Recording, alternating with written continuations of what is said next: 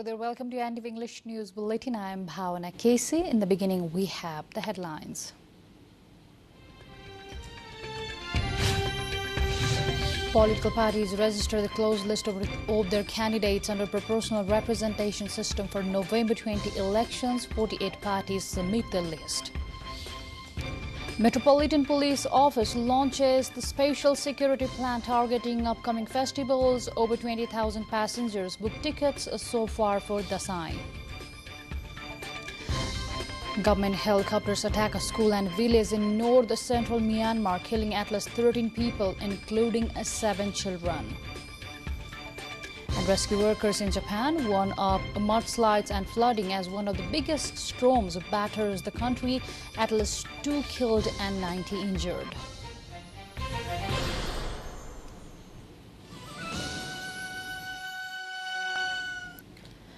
Welcome back. You are with NTV English News Bulletin. Now we have the news in details. The Election Commission is scrutinizing the documents related to closed list submitted by the political parties under the proportional representation electoral system today and tomorrow. As many as 48 political parties are taking part in the November 20 elections to the House of Representatives and Provincial Assembly, according to the closed list submitted by the parties at the Election Commission on Sunday and Monday.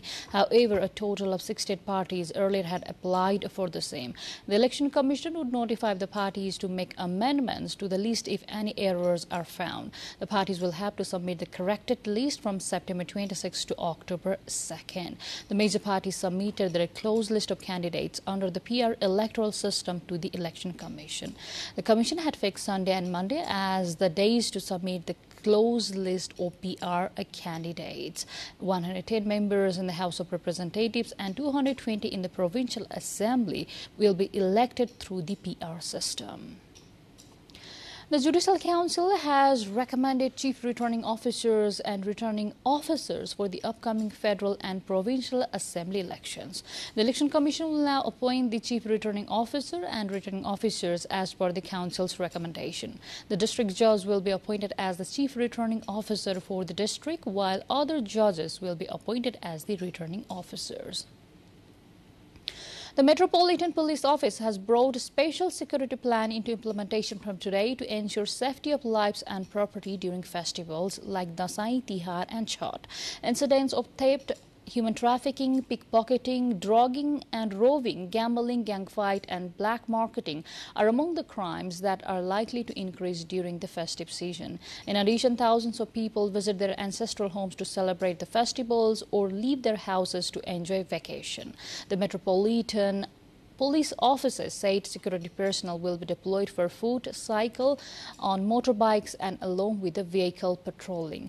Police will also set up security checks at major junctions. Meanwhile, more than 20,000 passengers have booked tickets to head to their native villages to celebrate the Dasai festival as of Monday. With this update, time to go for a short break, but still to come we have. Welcome back. You are with NTV English News Bulletin. Now we have the updates from the international front. Government helicopters have attacked a school and village in north-central Myanmar, killing at least 13 people, including 7 children, a school administrator and aid worker said Monday. Civilian casualties often occur in attacks by the military government on pro-democracy insurgents and their allies. However, the number of children killed in the air attack last Friday in Tabain Township in Sagaging region appeared to be the highest since the army seized the power in February last year, ousting the elected government of Aung San Suu Kyi. Rescue workers in Japan have warned of mudslides and flooding as one of the biggest storms in recent decades batters the country. Typhoon Nanmadol has killed at least 2 people and injured 90 others since it made a landfall on the southernmost island of Kyushu on Sunday morning. 9 million people have been told to evacuate and more than 350,000 homes are without power. Forecasts predict up 400 mm of rain over the next 24 hours. A magnitude 7.6 earthquake shook Mexico's central Pacific coast on Monday on the anniversary of two earlier devastating quakes.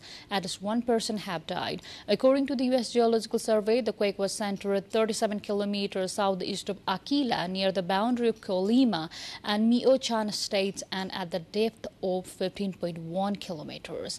Alarms for the new quake came less than an hour after quake alarms were warbled in a nationwide earthquake simulation marking major quakes that struck on the same date in 1985 and 2017. More updates lined up on the other side, but before that, time to go for a short break.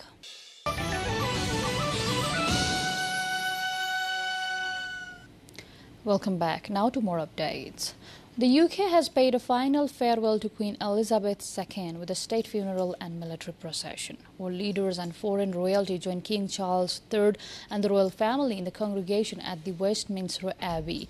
Hundreds of thousands of people lined the streets as the coffin was taken to Windsor, where she was laid to rest. Some of the youngest members of the family were in attendance at the Abbey. The Queen's great-grandchildren, Prince George and Princess Charlotte, aged 9 and 7, sat with their parents, the Prince and Princess of Wales.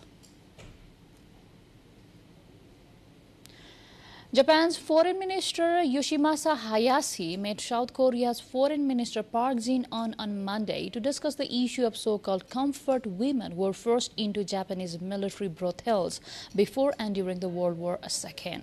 The bilateral meeting was held in New York as both Hayashi and Park were attending the 77th session of the United Nations General Assembly this week. Hayashi didn't disclose the details of the discussion but said both countries would continue discussing ways to solve the issue as soon as possible. Two more updates, but before that, let's have what we have coming up next.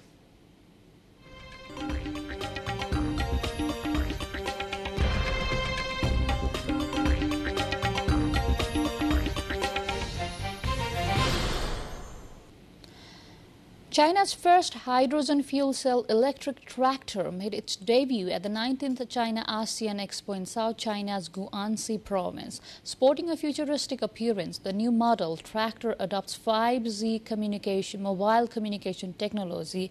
With a self-driving mode, the tractor can be remotely controlled. The tractor has an independent electric lifting and steering motors. The hydrogen fuel cell operates when the vehicle is underloaded, while under heavy load, the lithium battery will add a further power supply. Now to sports.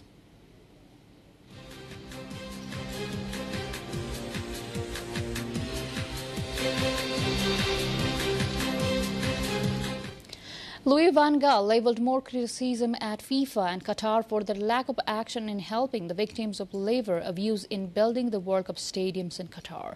The Netherlands head coach was speaking at a press conference on Monday ahead of its side's Nations League match against Poland in Group D.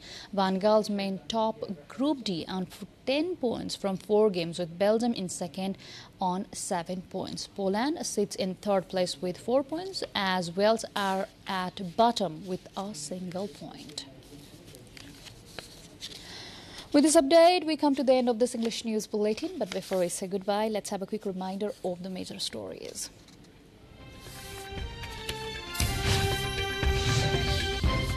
Political parties registered the closed list of their candidates under proportional representation for November 20 elections. 48 parties submitted the list so far.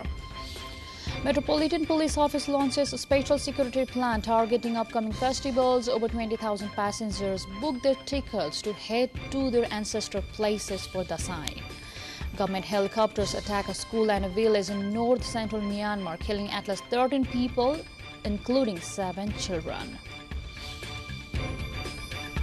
And rescue workers in Japan warn of mudslides and flooding as one of the biggest storms batters the country, at least 2 killed and 90 injured.